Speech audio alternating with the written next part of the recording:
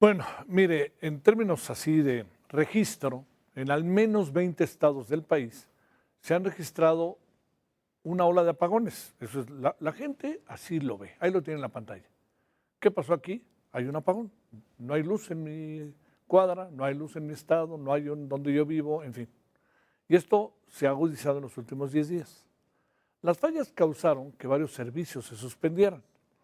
Esto ha ocurrido debido al alto consumo de energía, el calor extremo, uso del aire acondicionado, hay mucho calor, y la sobrecarga en la red eléctrica. Diversos comercios y plantas industriales de varias regiones del país reportan, por ello, pérdidas económicas. Ante el gran número de quejas ciudadanas, las autoridades invertirán una fuerte cantidad de dinero para reparar la red de distribución.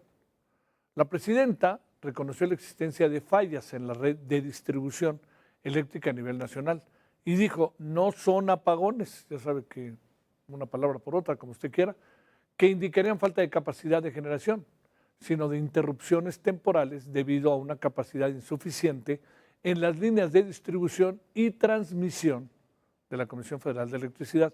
Estos son los argumentos de la presidenta. Más que apagones, porque apagones son mucho tiempo y significa falta de capacidad de generación, son interrupciones en el servicio en algunos lugares producto de las fallas en distribución, más que en generación. O sea, el problema, me cuesta un poquito de trabajo entenderlo, por eso ahorita vamos a conversar con Gonzalo Monroy. Dice, no es un problema de generación, es un problema de distribución. Quiere decir que tenemos la generación, pero tenemos un problema para distribuirla, ¿no? Y entonces eso produce apagones. A decir de la presidenta, los apagones duran más tiempo, o sea, no como tales, estos duran poco tiempo, según entendí, que quede claro que ni de broma soy especialista. Gonzalo Monroy es director general de GMS y hablemos sobre apagones, problema de generación o problema de distribución. Bueno, Gonzalo, gracias por tu tiempo. ¿Cómo te va? Muy buenas noches. Querido Javier, muy buenas noches. A ver, si no te importa, pues veamos el ABC de esto, porque a mí me cuesta, te confieso, un poco de trabajo. Yo creo que también al público, es decir, yo estoy en mi casa y de repente estoy viendo la televisión a las 9 de la noche y me voy a hacer toda una serie de cosas en mi departamento, casa, lo que quieras, y de repente, pum, se va. Y eso no es un apagón, para mí es un apagón. En fin, a ver, ¿qué está pasando exactamente con esto? Claro que sí. Bueno, lo primero, un apagón es que tú vas a tu casa y cuando quieres subir el switch simplemente no prende. Porque de pronto estás en una actividad productiva y se te va la luz por al menos de 10 minutos en adelante. Eso ya es un apagón. Ahora, aquí hay que entender de que el punto final, el consumo, es la parte final de una cadena más grande. Todo empieza precisamente en la generación, tener generación eléctrica a partir de algún combustible, llámese un combustible natural como el sol o el viento, las hidroeléctricas cuando llueve, o de combustibles fósiles como el gas natural, combustóleo o diésel.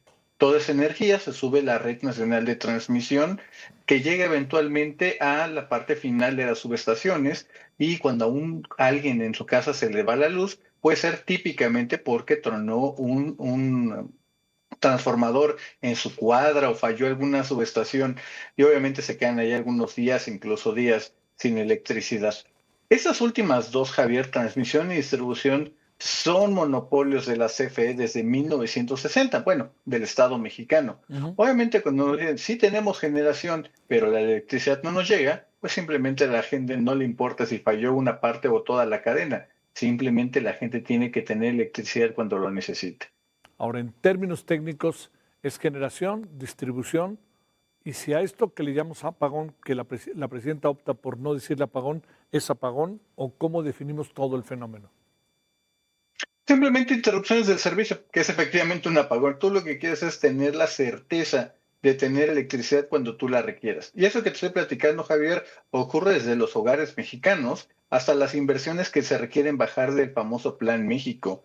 A la vez que ahorita, por ejemplo, un chico quiere hacer la tarea de la maestría de la universidad o de la secundaria y necesita tener la computadora, el internet o la impresora prendida, como también estamos tener alguna fábrica o centro de datos que requiere electricidad en todo momento. Un país que no tiene energía es un país que no puede crecer, un país que no puede crecer es un país que no tiene futuro. Ahora, ¿es generación o distribución el problema? Típicamente lo vemos en diferentes partes. El mapa que originalmente habían planteado lo muestra muy bien. Es un problema sobre todo de congestión de la red nacional de transmisión en primera parte. Para locaciones, incluso algunos otros estados que no aparecían en el mapa que originalmente presentaron, es más asociado en distribución, principalmente la parte de Michoacán, Jalisco, Colima, Nayarit. Ahí es donde también hemos detectado este tipo de apagones, pero más asociados a la distribución. ¿Cómo resolvemos el problema? Invirtiendo. Y fíjate, es que me encanta que me hagas esa pregunta porque podemos apuntar con nombre y apellido a por qué estamos aquí.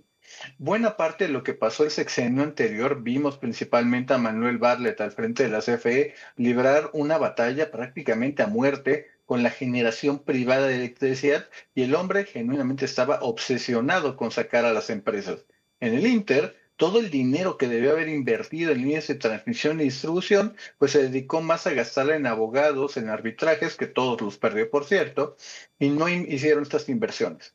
Si tenemos que explicarle a la gente dónde está el día de hoy, tenemos la infraestructura del 2019, pero con el consumo del 2026. Obviamente llevamos años de retraso. Aquí, la presidenta Sheinbaum, en tratar de hacer un galimatías lingüístico de qué es lo que está pasando, deberían de haber llegado desde el día 1 a poner las inversiones. Sin embargo, se dedicaron más a cambiar la ley, a hacer una planeación vinculante, que no son otra cosa más que obstáculos en el camino de la inversión. Híjole, oye, a ver, aquí el problema está en que en estos estados lo están padeciendo y no se ve para cuándo lo puedan dejar de padecer, porque si no hay inversión, ¿para qué quieres? ¿Estoy en lo correcto o qué es lo que va a pasar con estos estados? Oye, a ver, todos los estados son importantes, pero déjame poner por delante a Nuevo León, con todo lo que esto significa, con toda la industria que hay. Y luego también los datos que ya empiezan a estar entre nosotros. Desde pequeños hasta grandes comercios empiezan a tener pérdidas. Tú llegas, quieres que te atienden, se va la luz, no te atienden y ya no regresas, ¿no? Totalmente, fíjate, déjame poner dos ejemplos para ir dimensionando tu pregunta. Hay dos lugares claves donde la generación es insuficiente, las dos penínsulas, la península de Yucatán y de Baja California. Ahí la demanda eléctrica es mayor a la energía que tenemos en ese sitio. Simplemente no se alcanza a dar, principalmente en ambas penínsulas, por el tema del turismo. Los hoteles, como muy bien apuntas, requieren tener las luces prendidas en todo momento, no se pueden quedar a oscuras porque si no, tomas otro destino, te vas a Miami, a Puerto Rico, te vas a otro lado simplemente a vacacionar y la gente no regresa. En lugares, por ejemplo, como en Nuevo León, ahí tienes este problema de transmisión. A pesar de que tenemos una gran generación in situ alrededor de la zona industrial de Monterrey, esta sigue creciendo y no nos alcanza. Ahí tenemos un problema de generación y de transmisión. Lugares, por ejemplo, más hacia el centro, que es la parte bueno, en este caso de San Luis Potosí, Querétaro, una parte de Guanajuato, también ahí tenemos un problema de los tres, la falta de transmisión de distribución, y hay que también incluso mencionarlo, ahí hay un tema que vemos recurrentemente en las grandes urbes o en las grandes ciudades, es que los diablitos generan precisamente también esas disrupciones y que terminan volando los transformadores. Y por desgracia, pues simplemente CFE no se da abasto para poder tener en su stock o en su almacenamiento suficientes transformadores para ir retomando esa actividad. ¿Se puede hacer algo con los diablitos, Gonzalo, para cerrar? Es complicado porque eventualmente se requiere la voluntad política para echar a andar esto, para ir y cortar estos cortes ilegales que a veces vemos de mercados, de tianguis, muchas veces incluso hasta de pequeñas fábricas en zonas claramente habitacionales. Obviamente eso requiere un apoyo de la fuerza pública, pero no se ve el apoyo precisamente político para tomar estas decisiones. Te mando un saludo, Gonzalo, que tengas muy buena noche. Gracias por tu tiempo. Claro que sí, Javier, un abrazo para ti y para todo el público. Gracias.